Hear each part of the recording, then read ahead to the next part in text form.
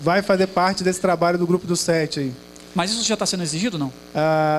Na verdade, olha só, quando você lê ali, o conceito de DAV, ele diz assim, documento emitido e impresso. Exato. Então, quando ele separa a palavra emissão da impressão, ele considera que o DAV, ele passa a existir na emissão. E considera-se emissão quando ele existe como registro. Você registrou ele no seu sistema, ou seja, gerou um número de DAV lá, ele está emitido. Eletronicamente, né? Eletronicamente, perfeito. Então, existe lá uma gravação no banco de dados para aquele DAV, e existe um número sequencial lá que segue uma norma estabelecida, e então ele está emitido.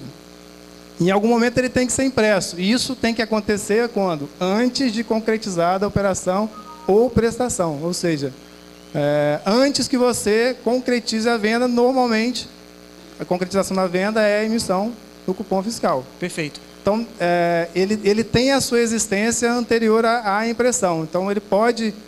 E aí, nesse caso, o entendimento é que, se ele tem a intenção de poder ser impresso como um orçamento para alguém... Porque, normalmente, o orçamento alguém quer levar para pesquisar em outras lojas, né? Ele vai nascer como um DAV, e nascido como um DAV, mesmo não impresso, ele é DAV. Perfeito. Então, vamos trazer isso para o nosso dia a dia do PDV, tá? O sujeito entrou no estabelecimento, tem o software da Software House rodando aqui, e ele quer um orçamento para fazer uma pesquisa.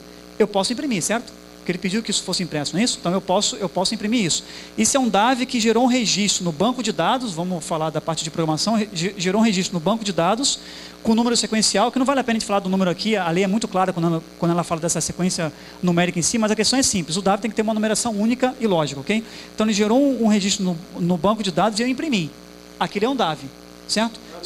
Note que você pode ter a fase da geração dele e não em tela e não impressão. E não impressão, exato. Mas se o cara chegou e pesquisou e eu mostrei na tela para ele, aquilo foi um DAV só emitido, certo? Não impresso, perfeito? Então o cara chega e fala assim, eu quero consultar preço. Aquilo é um DAV emitido, aí não tem impresso. uma diferenciação. Por exemplo, você tem lá uma opção de consulta de preço. Perfeito. E ele faz uma observação clara lá que você não pode ter totalização, os preços ali, e né? aquilo não pode gerar um DAV. Então, ali é uma consulta de preço. Exato, perfeito. Não é um orçamento. Perfeito, mas vamos imaginar que o sujeito entra e fala assim, eu quero que você me orce esses itens aqui. Aí eu imprimo. Quando eu imprimir, isso virou um DAV. Antes já é DAV. Certo, mas não virou um cupom. E aí, o que eu faço com ele? Não tem problema. Fica lá por um prazo decadencial. Se você imprimir... Se você gerou o DAV, você tem que estar com ele gravado em banco. Tem que gravar ele no banco com o número sequencial. Se passou a existir...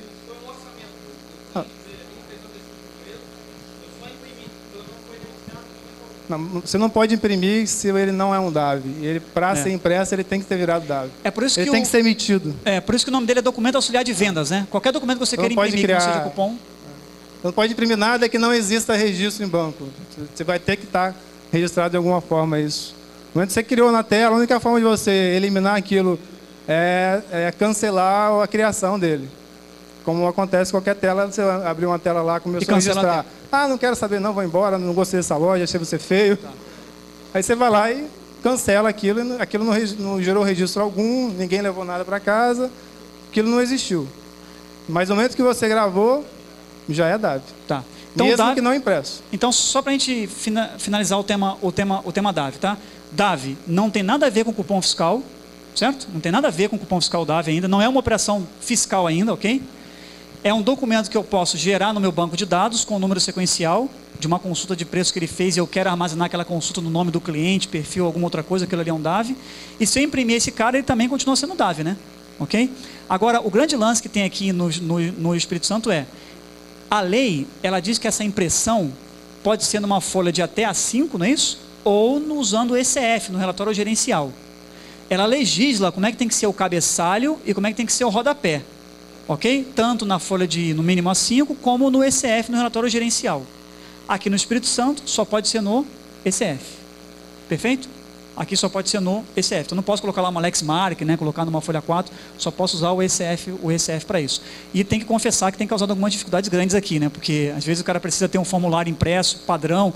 O Robert estava comentando, tem seguradoras que entregam o formulário padrão já, né? E o cara quer imprimir, não pode imprimir. Tem que imprimir no ECF alguma outra informação. Ok? Isso aí talvez é uma coisa que tem que ser um pouco mais discutida, né? Só para efeito de informação para vocês, existe hoje dentro da Cefaz um grupo chamado GTFAS. Ele, inclusive, foi o causador desse adiamento aí do prazo, que era para junho agora. Quem é que forma esse grupo do GTFAS? Ele é encabeçado pela FEComércio. Então, o presidente da FEComércio é um dos membros desse GTFAS, junto com outros representantes da indústria e da área que as empresas são filiadas, sindicatos, sindibares e outros sindicatos mais. Então, o que eu costumo falar para as empresas é o seguinte: fortaleçam esses grupos, porque quem tem voz não é o Robert sozinho, não é o Claudenir sozinho. Quem tem voz é uma associação que congrega os fabricantes de impressoras, os desenvolvedores de software, no caso a FRAC, a CESPRO, a FEComércio, que congrega todas as empresas que vão usar os softwares desenvolvidos por vocês. Então, é o PIB capixaba, uma parte grande desse PIB. Eles têm poder porque é uma representação muito grande. E eles conversam, não é nem com o Robert, nem com o Claudinei, nem com o Mauro. Eles conversam com o secretário da Fazenda, ou em alguns casos, com o próprio governador. Então, esse poder de às vezes, gerar uma alteração, ele existe a partir de entidades organizadas. Então, quem não se filia a uma entidade como essa, às vezes perde a possibilidade de levar a essa entidade uma sugestão. O que está acontecendo hoje é que o pessoal de material de construção, segmento automotivo que faz uso dessa questão desse relatório que é necessário para as seguradoras. Eu tinha uma empresa, numa dos encontros que houveram sobre isso, que trabalha com design de interiores e tem todo um tipo de orçamento muito bem pré-definido, né? Tem que ter um detalhe assim, absurdo de coisas, aquilo leva um tempo para ser entregue, ou seja, tem alguns segmentos específicos. Por exemplo, transporte passageiro. Existe um boletim lá que vai dentro do ônibus, porque o ônibus tem que a cada parada atualizar aquele boletim. Não dá para você fazer isso numa impressora de SF, porque aquilo, inclusive, tem que seguir junto com o ônibus. Então, existem segmentos que têm peculiaridades que precisam de um ajuste do que está colocado aí. Como é que faz isso? Primeiro, indo a um segmento forte, que represente vocês, e sugerindo essas alterações.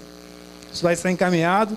Aqui no caso do Estado, tem o GTFAS, mas não adianta também só a Cefaz local querer que isso altere. O que for dela, sim. No caso do DAV, impresso em não fiscal, como é a critério da unidade federada, ela pode legislar sobre isso e dizer, não, agora eu vou permitir. Mas quando é um requisito mais geral, que todas aprovaram, não tem como acontecer mudança se isso não for para o CONFAS, e numa reunião do CONFAS, com todos os outros Cefaz aceitando a sugestão, alterar isso. Então, aí, quando é uma alteração que não é dependente do Estado, é uma alteração que precisa de um esforço ainda maior. Exato. Uma coisa interessante é que, assim, nós, como fabricantes de impressora fiscal, somos altamente afetados por questão do DAV, seja questão de venda ou de features que tem que ser colocado na impressorinha, né? E a Soft House passa muito feedback para a gente também. Então, se vocês querem passar o feedback para a gente acompanha isso junto à FRAC e essas associações de classe que tem força lá no fisco, né? Mas, falando sobre o DAV, alguma dúvida, pessoal, sobre o DAV? Para a gente poder fechar o DAV e passar para o próximo documento? Diga lá. Aham. Aham. Certo. Perfeito.